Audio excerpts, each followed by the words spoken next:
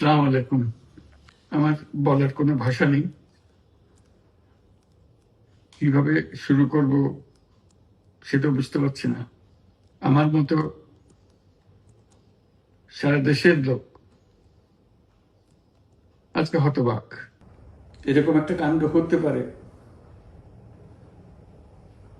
আমরা কেউ কল্পনা করিনি, কারো ধারণার মধ্যে ছিল না। কিন্তু এই অবিশ্বাস্য জিনিস আমাদেরকে হঠাৎ করে গ্রহণ করতে হয়েছে। মাইলস্টোন স্কুল অ্যান্ড কলেজের যে দুর্ঘটনা, প্রশিক্ষণ বিমান বিধ্বস্ত হয়ে এই কচি শিশুদের উপরে ঝাঁপিয়ে পড়ল, আগুনে পুড়ে মরল। মা বাপদের আমরা কি জবাব দেব? কি বলবো তাদেরকে? আমরা নিজেদেরকে তো জবাব দিতে পারছি না। অজানা শিশুদের মুখ সবার চোখে ভেসে উঠছে।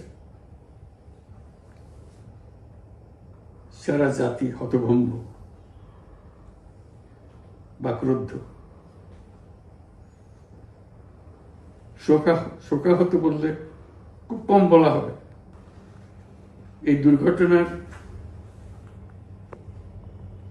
রেশ এখনো কাটেনি। এখনো লাশ আসছে হাসপাতালে, এখনো হাসপাতালে মারা যাচ্ছে। মা বাপ এখনো খোঁজ নিচ্ছে আমার সন্তান কোথায়, তাকে আর কোনোদিন চেনা যাবে কিনা। যাদের লাশ দেখছি তার মধ্যে আমার সন্তান আছে কিনা পৃথক করার তো কোনো উপায় নেই। এরা আমাদের সবারই সন্তান,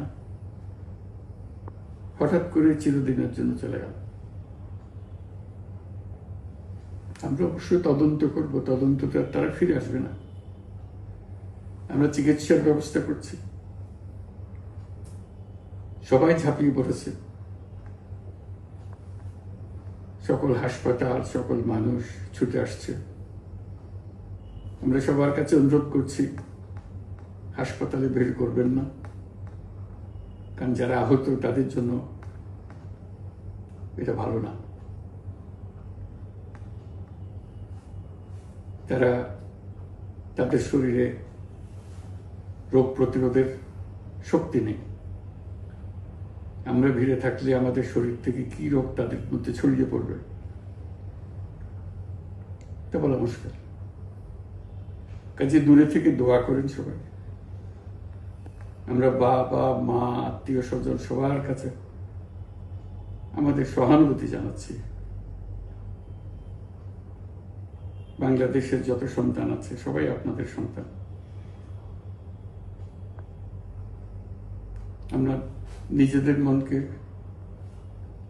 সান্ত্বনা দেওয়ার চেষ্টা করুন। আমরা সবাই নিজেদের মনে সান্ত্বনা দিচ্ছি, কিন্তু আপনাদের সান্ত্বনা বিরাট ব্যাপার।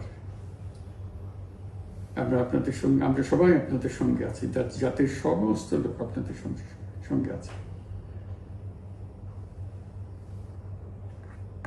আমরা তাদের জন্য শোক দিবস ঘোষণা করেছি। আগামীকাল শোক দিবস। আমরা সবাই মিলে তাদের কথা স্মরণ করব, তাদের আত্মার শান্তি কামনা করব। আজকে থেকে সবাই তাদের আত্মার জন্য, তাদের রুহের জন্য মাগফিরাত কামনা করব। আল্লাহ আপনাদেরকে শান্তি দিন। আমাদের জাতির সবাইকে, যারা এই দুর্ঘটনায় বিধ্বস্ত, সবাইকে আল্লাহ শান্তি দেন। তাদের জন্য দেশবাসী সবাই আমরা দোয়া করছি।